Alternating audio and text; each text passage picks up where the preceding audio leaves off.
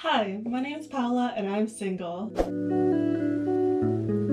I know 2020 wasn't really the time to date, but also 2020 was a time where I got into a lot of situationships. I don't know if that means I'm single, but we're gonna scratch and pretend that situationships are not relationships and say with pride that I've been single for 2 years. So what my goal is for 2021, one of my New Year's resolution is that I am going to stay away from situationships and not date, which is also putting me in a very strange position because I am currently dating someone for the past 4 months. I am actually seeing him in a few days and I'm going to end it then and there.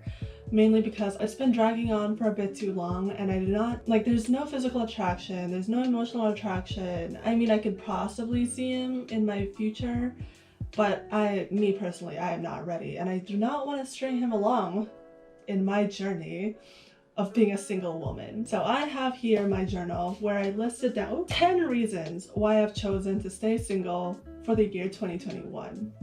Okay, so we're just gonna dive right into it because it's a lot. It's a lot. So the first one is to heal and to figure out the journey of healing and what that means to me. Ever since I did get out of my long-term relationships 2 years ago, I have found myself in what the kids these days call the streets. And I'm not saying that it's a bad thing, but I'm saying that it's not for me because I have a lot of love to give. I'm very empathetic and I feed off of a lot of people's emotions, a lot of people's energies, to be all spiritual and whatnot. And I feel like I haven't gone to a point where I've fully healed from all of my previous relationships. Not necessarily my long-term relationships that had ended, but in all the positions that I've put myself in all of these situationships during the past 2 years. So I need to heal and to be okay. It still hurts. One of the main topics that I always talk about when I'm in therapy, which is really stupid. There's so many other things that I could talk about in my therapy sessions, but all I talk about is my romantic relationships. And that shouldn't be it. My identity is not tied solely to romantic relationships, and it shouldn't. You are your own person and your partner is their own person. That's my philosophy. I feel like it should be a lot of people's philosophies. You and your partner, you're supposed to be individuals. You grow together, but you also grow individually. You're your own person. So I just need to heal and remember that that is what that is. Okay. Okay, Paula? Okay. The next one is to become more financially stable and to figure out my finances. As majority of the people here in the United States that have graduated college, you have possibly a lot of debt. A lot of credit card debt and a lot of student debt. I have both and it's very crippling. I do have a full-time job that allows me to pay off all of these things, but also it's very hard for me because I have a lot of hobbies that I would consider expensive, not necessarily expensive, but also something that does require money. But if I have debt to pay on a monthly basis, I only have this much left over for me to do the things that I want to do for myself. So I have to figure that out. If that means to find another job, if that means invest in the stock market, shit, let me do it, So I have to figure that out before I find myself in a serious relationship. The next one is to embrace the concept of being alone versus lonely. Nowadays, especially since we are in lockdown, being alone is not as terrible as I thought it was gonna be. At the beginning of the pandemic, I found myself in a situationship. I'm gonna keep saying that word. It's such a stupid word. I found myself in a situationship where we were together for 5 months and we saw each other every single day, and I never understood the gravity of what it meant to be fully in lockdown and to be fully lonely. So when I had ended that relationship, I found myself in that position and it was very hard for me to move on and for me to find happiness with being alone. But I finally got there. I know it's still a journey that I need to keep going on and to figure out what makes me happy while being alone. Water break? The next one is to become a more responsible adult and just not waste my time behind my phone screen. TikTok has completely overridden my life. I was checking my phone setting analytics, I think, for the amount of time that you spend on an app, and I saw in the past week I spent 26 hours on TikTok, and I have a full-time job, and I have to go to sleep, and I have to eat, I have to do all these things. But if I spend 24 hours, it's like 3 hours a day, then I'm on TikTok. That's terrible, and I should not do that. And also, if you can see the state of my room, it's very messy. I haven't even done my bed. Mainly because I work from home, and if I want to take a break, I will go and lie in bed, you know? So I just need to become a more responsible adult, clean around the house, clean around my room, and just become a more responsible adult on a day-to-day basis. The next one is to go against that social construct that you need to have a partner to be happy. Growing up, we've been brainwashed by a lot of media when it comes to music, to movies, to shows, everything. Everyone has to have some sort of partner. It's only recently where we see that a single woman is being celebrated in mainstream media. You'll see the celebrities, oh, who's this person dating now? Oh my gosh. But it's just why can't we just celebrate that individual for being that individual? I don't want to be a female that is behind the shadow of their partner. I don't want to be that person that makes their happiness be reliant on another person's successes, another person's mood, you know? As a female in the United States, there's so many opportunities for me, and there's a lot of things that I can do as a female without hiding behind fear.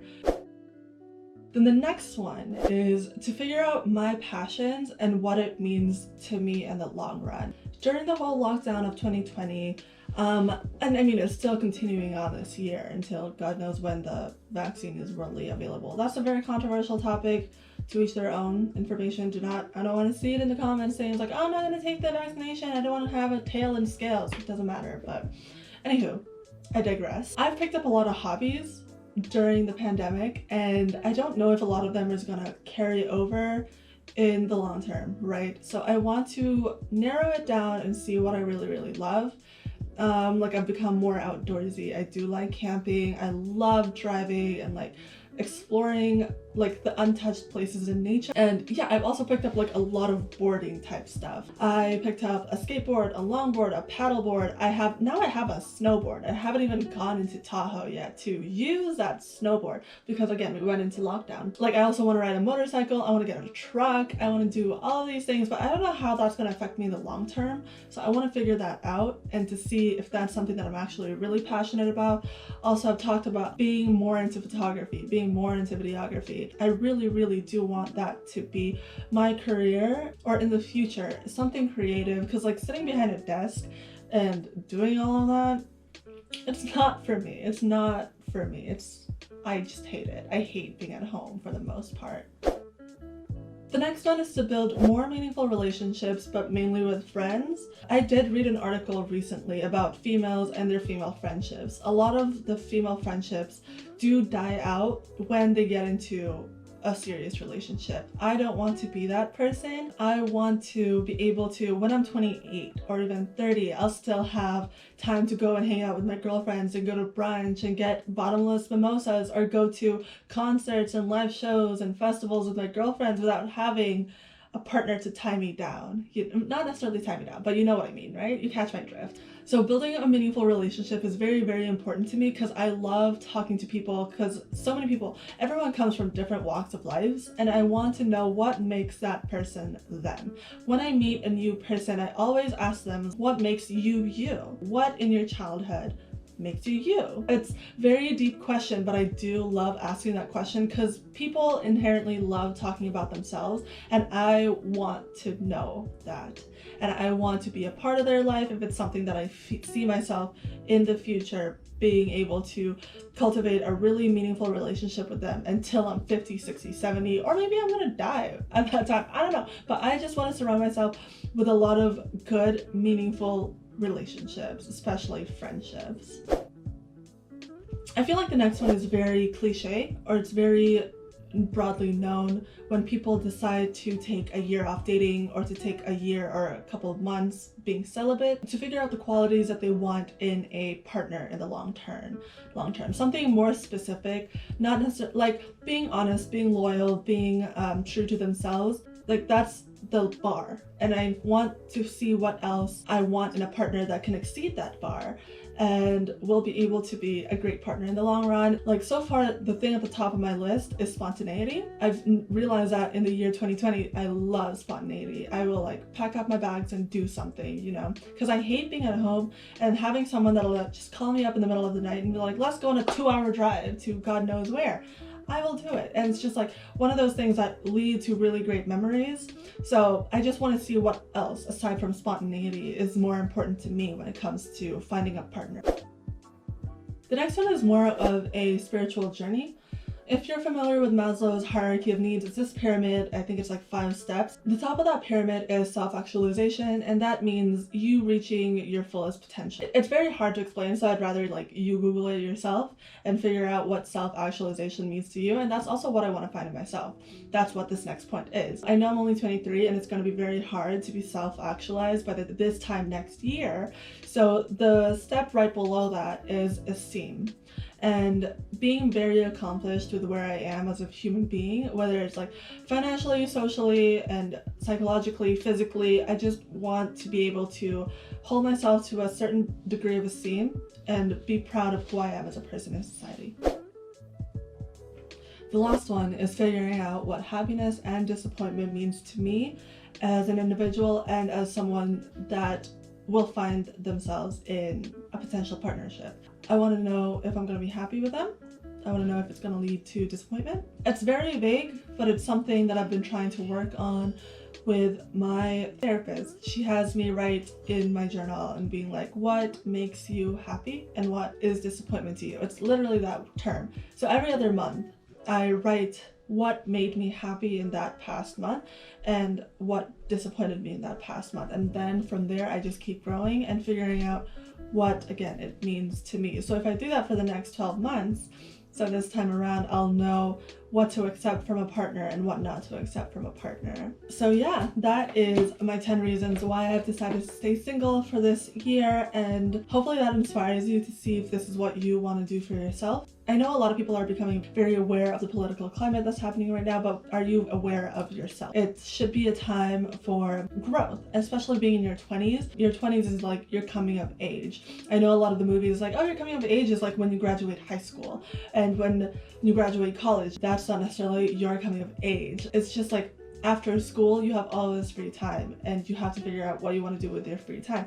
Because if you're following that academic structure that has been embedded into our brains ever since we were growing up, it's like you're birthed, you go to kindergarten, then you go to preschool, and then you go to grade school, and then you go to high school, and then you go to college, and then you find a job, and then you work until you die. What are you going to do in those years? You have so much time. You can decide not to go to school, and that's really cool for not adhering to those academic structures.